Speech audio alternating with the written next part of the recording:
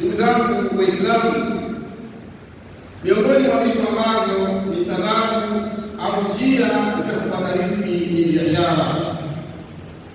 Leo katika maisha tuliyokuwa nayo, kila mtu anafikiria kuanzisha biashara, akiwa anaamini kwamba biashara ni moja katika njia ambayo inawanufaisha watu kupata vipato ambavyo vitaendesha maisha yao na familia zao.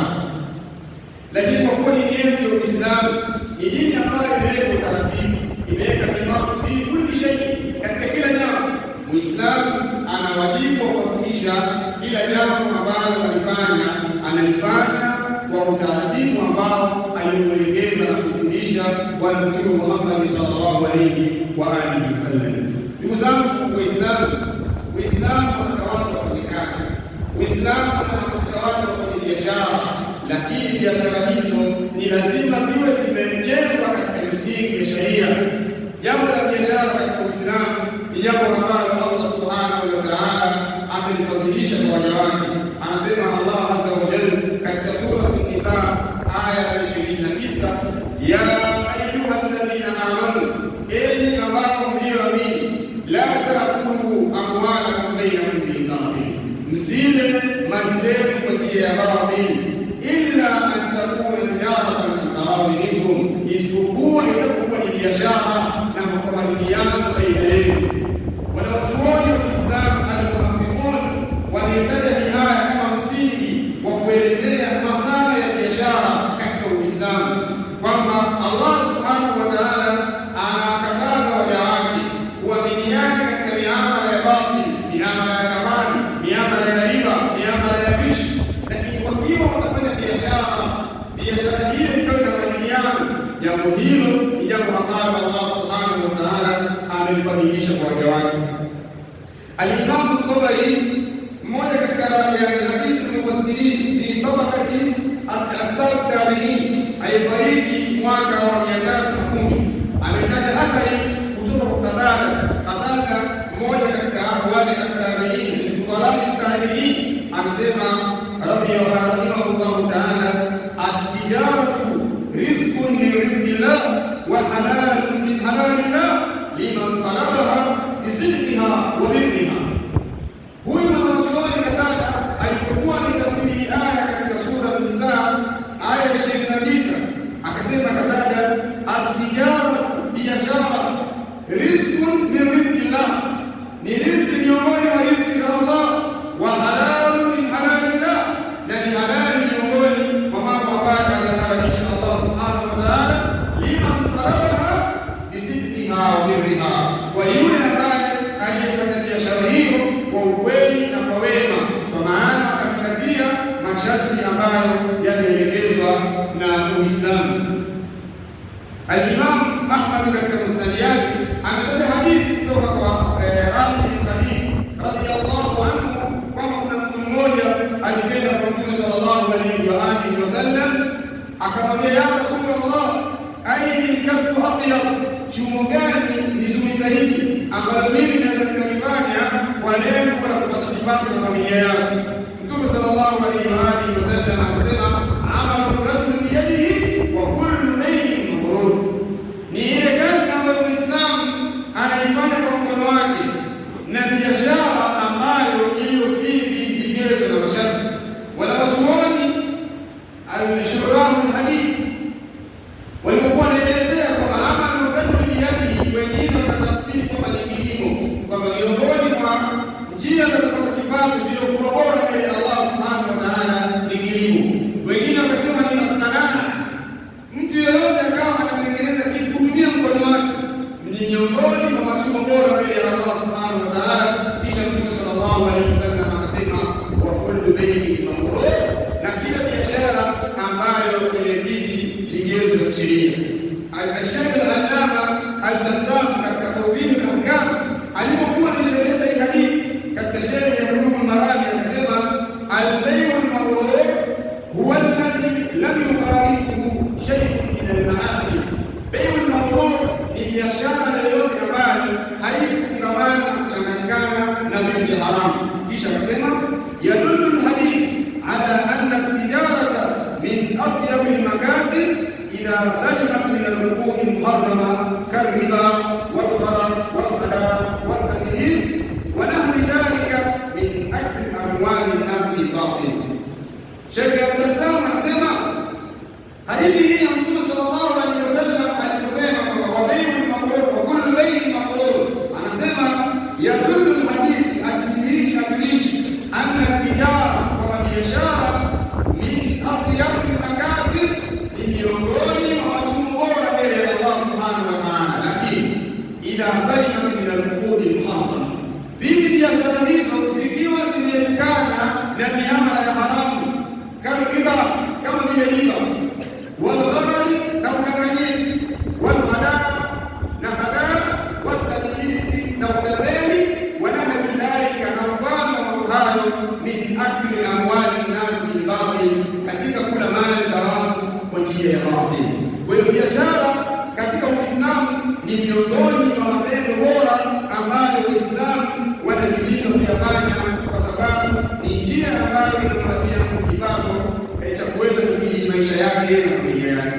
Ndugu zangu katika Uislamu, ikiwa mtu chumo lake yeye ya kufanya biashara ndiyo aliyochagua kufanya biashara, mtu huyu ni wajibu. Kwa sababu gani? Kwa sababu katika Uislamu kila mtu ana wajibu wa kuhakikisha anafanya kazi ambayo itamwezeshea kupata kipato cha kukidhi mahitaji yake. Ndugu zangu Waislamu, kila mtu anatamani kufanya biashara, lakini kwa masikitiko makubwa wengi katika Waislamu wanaingia kufanya biashara bila kuchunga misingi ambayo sheria imeweka. Miongoni mwa vitu ambavyo Muislamu anatakiwa kuzingatia katika biashara yake kabla ya kufungua biashara, jambo la kwanza ambalo wewe Muislamu atakuwa nalo ni husnul nia. Unataka kufungua biashara kwa ajili gani? Nia njema katika biashara. Wataka kufungue genge, wataka kufungue kampuni, ufungue duka, wewe unauza viatu, wewe unauza kadha. Wewe unafungua hiyo biashara kwa sababu gani? Kwa sababu nia yako wewe ndio ambayo itafanya huo muamala wa biashara uwe unatija na baraka ndani yake. Sisi Waislamu, jambo lolote ambalo katika dunia hii tunafanya kwa lengo la kutafuta fadhila za Allah subhanahu wa ta'ala. Anasema Allah tabaraka wa ta'ala, la khayra fi kathirin min najwahum illa man amara bi sadaqatin aw ma'rufin aw islahi bayna an-nas wa man yaf'al dhalika ibtigha'a mardatillah fasawfa nutihi ajran 'azima. Allah subhanahu wa ta'ala anasema hakuna geni katika minamano yao, hakuna geni katika minamano yao ya muumini illa man amara bi sadaqa, isipokuwa yule aliyeamrisha watu kutoa sadaka, au maarufi, au akaamrisha watu kutenda matendo mema, au islahi baina nnas, au akahimiza watu, au akawasuluhisha watu. Allah subhanahu wa ta'ala anasema waman yaf'al dhalika ibtigha'a mardatillah, mtu yoyote ambaye atakayefanya mambo hayo kwa lengo la kutafuta fadhila za Allah, fasawfa nutihi ajran 'azima, basi mtu huyo tutampa malipo. Kwa hivyo amali yako yoyote, biashara yako, unauza bamia, unauza unga, unauza nini, hakikisha lengo la hiyo biashara ni kutafuta radhi za Allah subhanahu wa ta'ala. Kinyume cha hayo, ndio leo utakuta mtu lengo lake la biashara apate pesa, akishapata pesa afanyeje? Aweze kuzini, aweze kufanya ghuluu katika dunia, afanye ufisadi katika dunia kwa sababu ya kile kipato ambacho anachokipata katika biashara yake.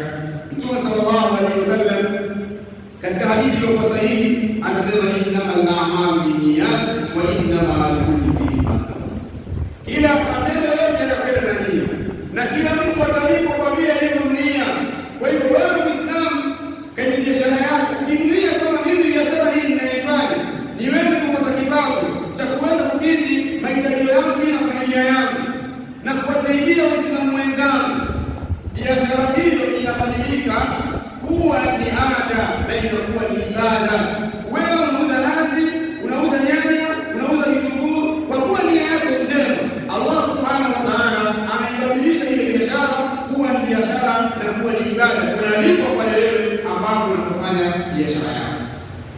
Kwa kuwa watu wana nia mbaya, baadhi ya watu wana nia mbaya katika biashara. Na usishangae Muislamu ameajiriwa sehemu na mwenzake, hawezi kumsaidia katika biashara yake, na hiyo kwa nia yake mbaya, anaweza kumwibia yule mwenzake aliyeweka dukani, alimweka kwenye biashara yake, kwa sababu lengo yake ni tamaa, anataka kutajirika haraka.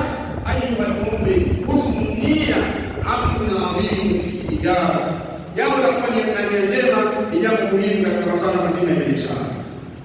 Lakini jambo lingine ni taallumu ahkami tijara, kujifundisha masuala mbalimbali yanayohusu miamala ya kibiashara. Kabla ya kufungua biashara, ni vizuri ukajifunza, sio vizuri, ni wajibu jifundishe mambo yanayohusu biashara, nguzo za biashara, masharti ya biashara, riba inakuwaje, mikopo inakuwaje. Haya mambo ni wajibu ikiwa unataka ufungue biashara au wewe tayari na biashara. Umar bin Khattab radhiyallahu anhu katika utawala wake alikuwa anapita katika maduka, akimkuta mfanya biashara anamuuliza kuhusiana na bei, kuhusiana na biashara. Akiwa majibu yake hayaeleweki, anamwambia funge duka lake aende akafundishe miamala ya biashara. Nani katika Muislamu ambaye anayepata ustadi, amepata shehe, akamuuliza mimi nafanya biashara, nataka mnieleze biashara katika Uislamu inakuwaje? Kwa sababu gani? Ikiwa hutaweza kuzingatia masharti ya biashara na nguzo zake, ni lazima utaingia katika biashara za haramu, na siku ya Kiyama Allah subhanahu wa ta'ala atakwenda kukuuliza wewe kuhusiana na min aina akhadta amwalaka, wapi ulichukua mali yako katika miamala uliyoifanya katika maisha ya dunia. Jambo lingine, biashara isiwe ni sababu ya wewe kuzuia nafaa. Kuna watu amefunga kijenge chake pale cha yeye bwana, nina mtaji wa $100,000, haendi kuswali, niko bizi na biashara. Biashara gani? Kuna watu wanamiliki makampuni mabilioni ya pesa, lakini muda wao kuna swali ukifika na kuswali. Wewe unamiliki genge kwa mtaji wa $100,000, mtaji wa $50,000, unataka kuswali. Allah subhanahu wa ta'ala alikuwa anaelezea Waislamu wa sawasawa na ni wafanya biashara, akasema lillahi la tulhihi tijaratu wala bay'un an dhikrillah wa iqamis salat wa ita'iz zakat yakhafuna yawman tataqallabu fihi alqulub wal absar. Allah subhanahu wa ta'ala akielezea Waislamu wa sawasawa ni wale Waislamu ambao hawashughulishi na biashara zao katika kumtaja Allah, katika kusimamisha sala. Ikisikia muda wa sala ukisikia adhana anakwenda kuswali. Lakini kuna watu mpaka sasa hivi tunaongea, yeye amekaa pale anaona kwamba kwenda kufanya ibada, kufunga duka lake ni kama kwamba anapoteza muda wake. Ndugu yangu Muislamu, tukisema kwenda kukimbilia kuswali, kuna wale Waislamu ambao wanakaa katika maduka yao, katika magenge yao, kisha wanakuja kuswali muda ushapita, hajafanya lolote, kwa sababu Allah subhanahu wa ta'ala ameandaa adhabu kwa wale wasioswali na ameandaa adhabu kwa wale wenye kuswali swala nje ya muda wao. Miongoni mwa adhabu kali ambazo wameandaliwa watu ambao wanaswali nje ya swala, nje ya muda, wakiingizwa motoni. Allah subhanahu wa ta'ala ametengeneza kitu kama tanuri au hema. Wale wote ambao swala ya dhuhuri wanaswali saa 4:30, swala za magharibi wanaswali muda wa isha, swala za alfajiri wanaswali saa 2, hao wataingizwa motoni, na kule motoni watafungiwa katika chumba kama mfano wa tanuru. Subhanallah, yaani huko ndani ya moto, alafu umeingizwa katika sehemu ambao kama vile kilinge fulani, huwezi kuvuka. Na hii ni adhabu ya watu ambao walikuwa hawataki kuacha biashara zao kwenda kufanya ibada mpaka muda wa swala umepita. Jambo lingine ambalo ni muhimu ambalo linazama kwa biashara ni at-ta'amul fi tayyibat, kuhakikisha katika biashara yako usiuze vitu vya haramu. Ni bora upate faida ndogo, kwa siku unapata faida 5,000, unapata faida 2,000, lakini hakuna kitu cha haramu unachokiuza. Allah subhanahu wa ta'ala anasema, ya ayuha nas, enyi watu, kulu mimma fil ardi halalan tayyiba, kuleni katika ardhi vilivyokuwa halali vizuri, wala tattabi'u khutuwati shaitani, msifate nyayo za shaitani, innahu lakum aduwwun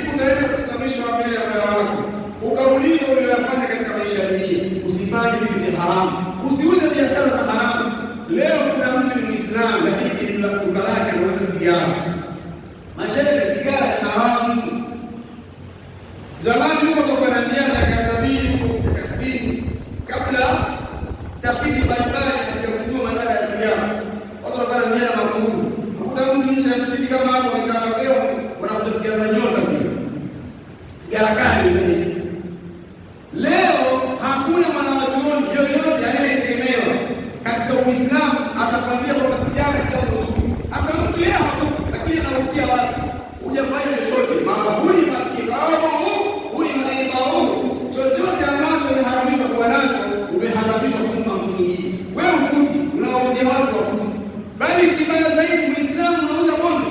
Wewe Muislamu unauza pombe. Wewe huni pombe lakini unauza pombe. Wewe usifanye hivyo wewe Muislamu, kwa sababu utakuwa unashirikiana na wale watu wote waliolewa. Wataawanu ala albirri wattaqwa wala taawanu ala al-ithmi wal udwan inna Allaha shadidul iqab. Saidianeni katika wema na ucha Mungu, msisaidiane katika maovu, hakika Allah subhanahu wa ta'ala ni mwingi wa rehema. Kadhalika katika nasaha ambazo yanatakiwa kuzingatia kwenye biashara za Uislamu ni at-tawakkul ala Allah, ni kumtegemea Allah. Wewe ukiwa ni Muislamu na imani ya sawasawa, huwezi kuwahi riziki. Hakuna haja ya kuwahi riziki kwenye biashara, kutundika sijui madarasi, hakuna haja. Waman yatawakkal ala Allah wa hasbuh, mtu yoyote mwenye kumtegemea Allah, Allah anamtosheleza, haina haja ya riziki. Wafanyabiashara wengi wasiokuwa na dini wanaamini, akiona mwenzake wateja wanapenda kwa wingi, anasema hamna bwana, jamaa tunajizizi ile. Unajua wenzetu wameanza kwao hizi ni lugha za kishirikina ambazo Uislamu hatakiwi kusema mbele za mahali. Leo unakwenda wewe kwa mganga akupe hirizi, ukarudi ukafa njiani, wewe utaenda kumwambia nini Mola wako subhanahu wa ta'ala ambaye ameharamisha kwenda kwa watu kama hawa? Bali Mtume sallallahu alaihi wasallam akasema, man ata arrafan au kahinan fasaddaqahu bima yaqul faqad kafara bima unzila ala Muhammad.